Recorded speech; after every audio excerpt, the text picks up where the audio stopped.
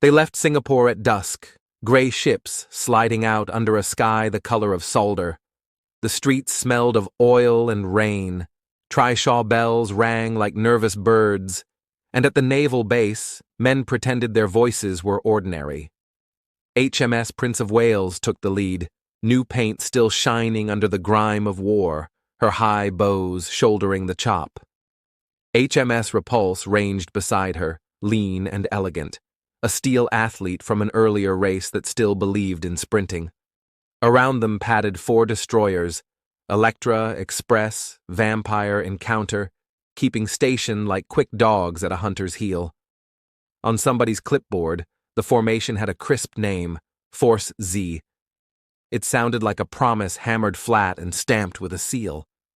The promise, spoken quietly, ran like this. Japanese forces were spilling down Malaya's coast. Transports would be nosing for beaches.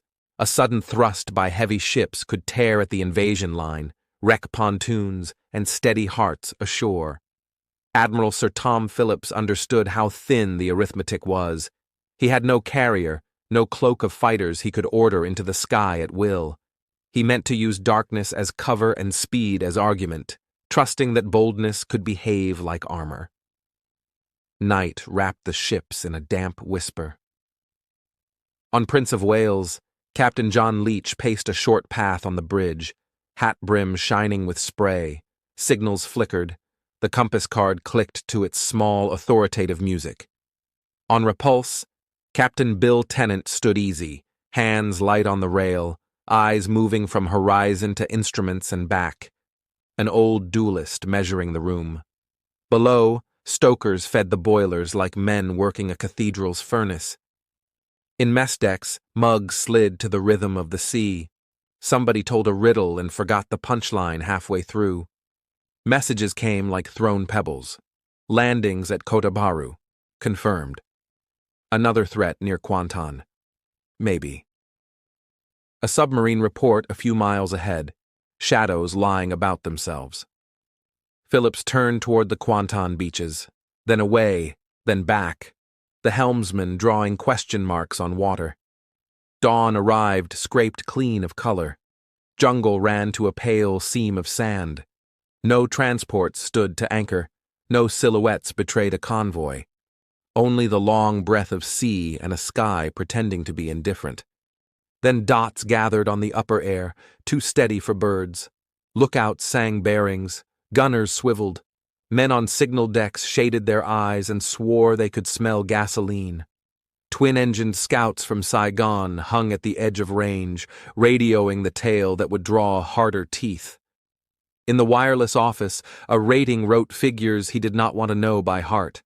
You could feel the shape of the day settle, the way you feel a room change when a door opens behind you.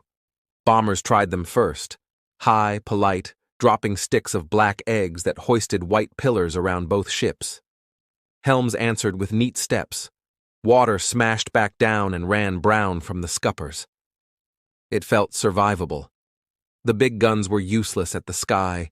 The pom-poms stitched green ropes that fell too soon. But Repulse seemed to grin, Tennant spinning her out from under the rain, as if the old battlecruiser were a dancer refusing clumsy partners. The next sound lived in the belly more than the ear, a low snarl growing and flattening, torpedo bombers coming down the wind. They flew in low, level, patient, their torpedoes shod with wooden noses to keep them shallow in soft, warm water. They did not waste courage or speed. They worked the geometry. Drive a big ship to turn away from one threat, and she will present the tender side of her belly to another. Prince of Wales felt the first deep wrongness, an impact forward on the starboard side that seemed to kick the ship out of herself. Near the outer shaft, steel bent where steel isn't supposed to bend. Water found 1,000 brilliant reasons to hurry through seals and tunnels that ordinarily carry only noise. Lights blinked, fans sulked. The list developed like a bad idea that suddenly had its own momentum. Leach spoke low into voice pipes and telephones. Damage parties went gray with effort, hauling lines and setting shores, while the sea wrote new instructions across their boards. Repulse was still laughing, or looked like it. She cut across the aiming lines, offered narrow targets, slid torpedoes past so close a man swore he could read the paint on a spinning tail. Cheers sprang up as green fish streaked by, and Tennant tossed his ship again, wake curling like a fencer's flourish. A pilot later said it was like trying to spear a swallow.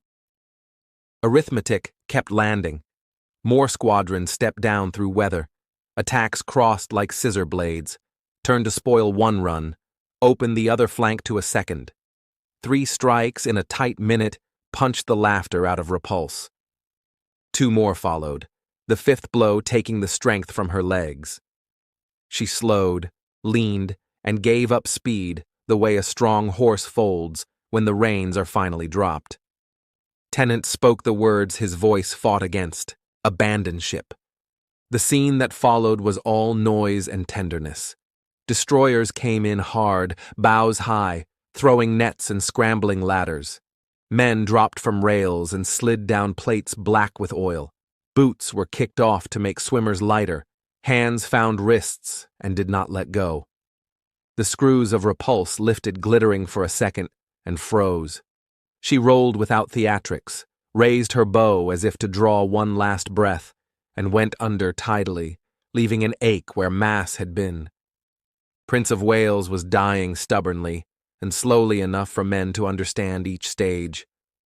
With speed lost, her ability to knife out from under a run went too.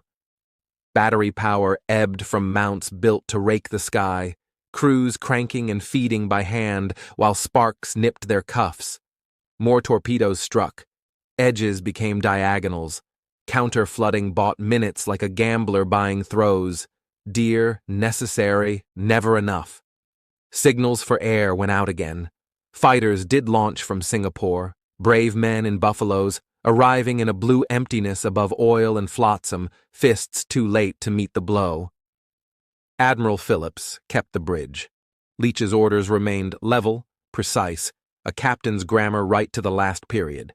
When abandoned ship finally traveled the speaking tubes, it landed small, an instruction carried 100 times in drill and never meant to be real. Officers checked compartments the sea had already claimed. Ratings clipped belts onto shipmates who did not argue.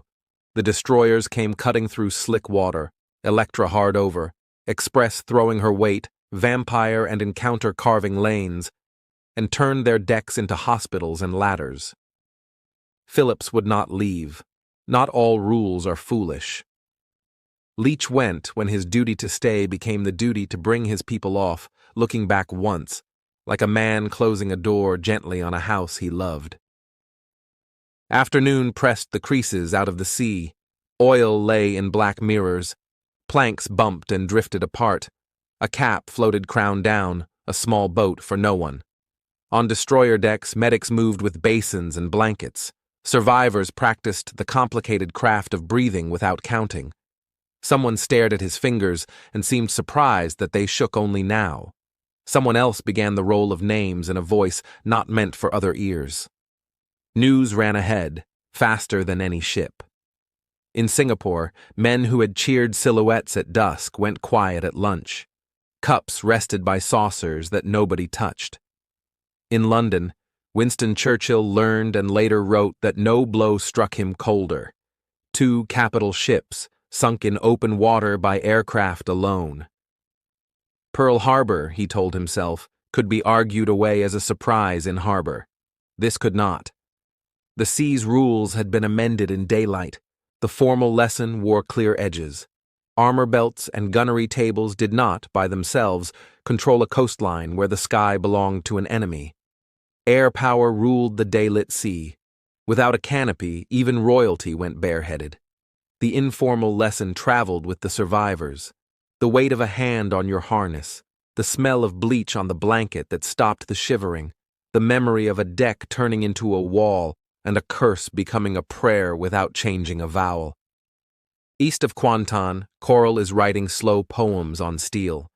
Divers go down with careful breath and come up speaking softly, not because ghosts tug at their fins, but because the shape of a battleship on the seabed looks like a held breath, a word that never got said. A brass plate draws a glove. A turret's curve keeps shadow longer than sand. Fish thread rooms where men once called ranges and bearings in voices trained not to shake. Mark it however you keep faith with the past, a line in a family Bible, a framed ribbon, a folded clipping like a leaf pressed thin by time. Or keep the lesson itself, the one the water repeats without sound. In that December, the sea looked up and found wings above it. 2 mighty ships went down, and the world's handwriting changed. Thank you for listening to Last Post History. Subscribe for more true stories from the world at war.